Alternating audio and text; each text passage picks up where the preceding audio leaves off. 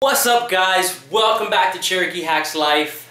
So a couple weeks back I promised you guys that I was going to be giving you a completely unbiased review on the Fitbit Flex, right?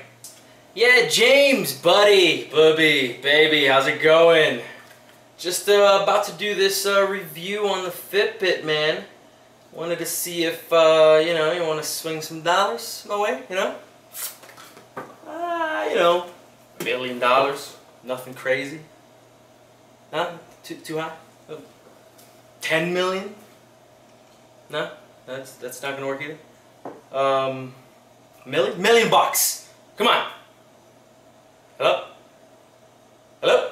Yes, guys, it's completely an unbiased review. Basically, I purchased this thing, just to kind of recap on before. I purchased it strictly because I saw it back on the CES show and I thought it was absolutely a great product to have.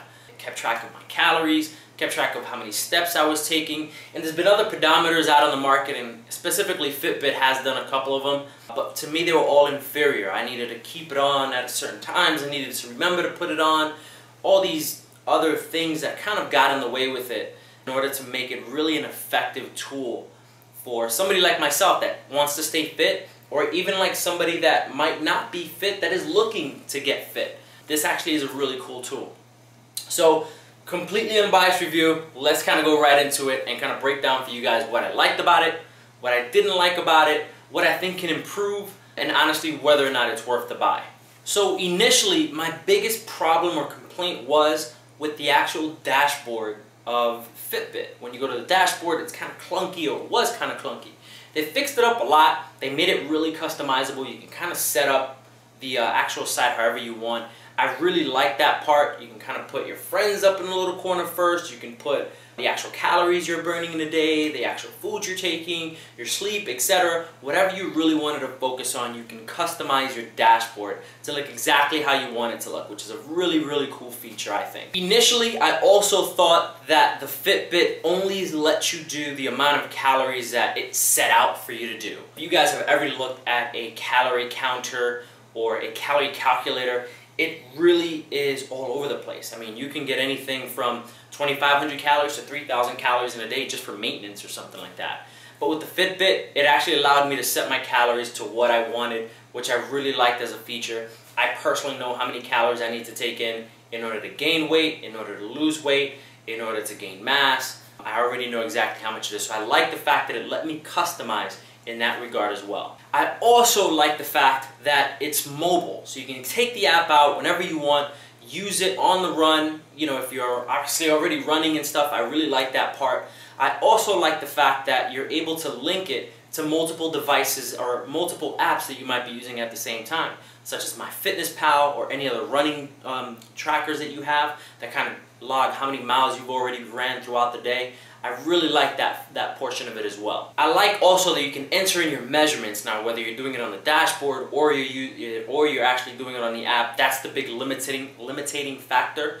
You can't necessarily use the app to enter in all your actual measurements, but you can use the dashboard to enter in how big your arms are, how big your thighs are, your hips, your waist, whatever exactly you wanted to kind of track for yourself. I think it's really helpful to do that, not every single week because that'll drive you insane, but doing it probably on a monthly basis just to see what kind of results you're actually getting, I think would be very beneficial for people to track how far along they are in their progress. Very big, at least in my book. Originally, I didn't think that there was actually a community in the actual Fitbit Flex world, actually just the Fitbit world, but there seems like there is. It's a little clunky, to be honest with you. It's not exactly like on Facebook or anything like that. It's more set up right now, kind of like a forum where you kind of post up questions or you post up a response. It's clunky in that regard, but it's cool that you can add people in your area, kind of challenge yourself along the way. People that you might actually feel like are about the same size as you, that you can kind of challenge each other. I really like that feature as well, kind of bring the social aspect together. But it definitely needs some refining. Maybe adding in a little bit more Facebook interaction into there. And I know some people are kind of annoyed with Facebook profile updates of, hey, I'm working out today, I did 3 miles or whatever. But you know what? If it motivates somebody else, it was actually worth it. That's my way of looking at it.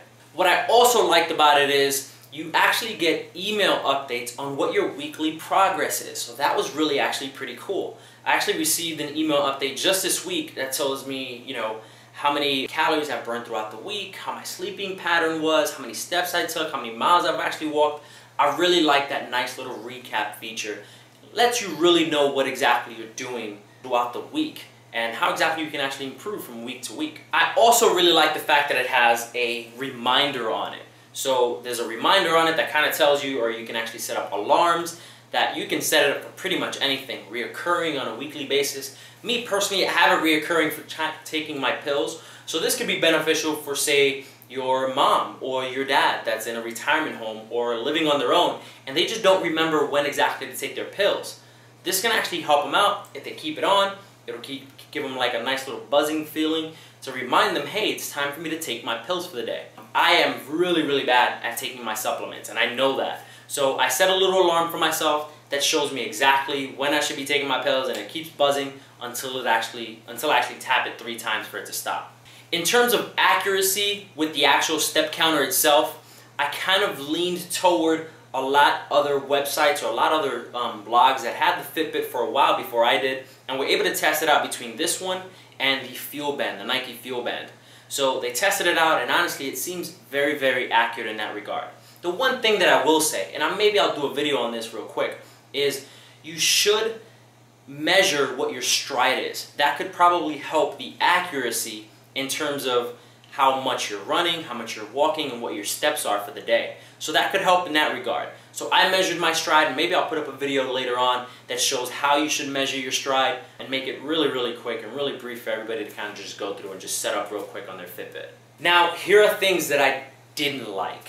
So one of the big things that I didn't like was the alarm feature. To me, even though I like the fact that it'll give you a reminder, you can actually even have it to set an alarm, which I think is really cool. The alarm feature to me still needs some refining. If I need a separate alarm to say wake me up, it has to be a separate alarm. I think it should be something that when it buzzes, it doesn't stop buzzing. So either you take the damn shit off your wrist and it just keeps buzzing somewhere else, or it'll stop buzzing after you take, say, 100 steps, 150 steps, and you can customize that however you want in order to stop it from buzzing. I think that would be a big benefit for those really heavy sleepers that day by day just really can't sleep, or they just sleep really, really hard and they just can't get up, man. I think that would be a real big benefit to actually add on to the algorithm inside of the actual Flex. Another one of the big limitations that I found, even though it links really well with all the other apps out there, or a big chunk of the other apps out there, fitness apps, I think the big thing that it's lacking is the ability to just command it directly from the dashboard to connect to your other app. Kind of like when, say, you create a Google account or you create a YouTube page. It'll ask you, do you want to link to your YouTube page? And you click it, boom, and you link to your YouTube, your Facebook page. Same thing with like Tumblr, or same thing with your Twitter account. It kind of all just links together right from the actual site. I think that would be a big benefit toward making the Fitbit a little bit better. Another problem that I found with it is when you're adding food. For right now, the database inside of the actual Fitbit is really, really limited. And what I mean by that is, you can type in, say, spaghetti, but it won't give you a huge range of different places that you could have eaten spaghetti. It won't give you anything truly accurate inside of the actual database. This is where other apps truly are superior, and perhaps maybe this is one of those areas where the Fitbit might want to actually combine a little bit more with like MyFitnessPal, which has a huge database. Obviously user created in a lot of instances, but it's actually a lot larger of a database that would be able to it is much more useful. When you actually transfer stuff over, it just basically just says food taken in and calories, which is fine. I really have no problem with it, but it could be a lot better if they actually made it a larger database for the actual Fitbit. Another thing that I think would be really, really cool is a lot of us in the fitness community, or a lot of us that just want to stay fit, have certain things that you do on a regular basis. Me personally, I don't walk too much. I'm not one of those people that gets up and walks all the time or goes jogging. I just don't. It's just not my thing. But there are a lot of you out there that do go out running and do go out jogging. I think this is where the Fitbit can actually improve a little bit. Say you have running is your thing. You tap it 4 times and it automatically recognizes that you're starting your run. tap it 4 times again when you're done, and boom, it recognizes that you're already done with your run. I think that would be a really cool addition as well. Another thing that I was kind of surprised with, which isn't honestly really too bad, but it wasn't that great either, as some of the other reviews might actually have told you out there. So if you read on a couple other blogs, and I won't name them just to shout them out or anything, but basically they say that the actual Fitbit will last you about 2 weeks with it on.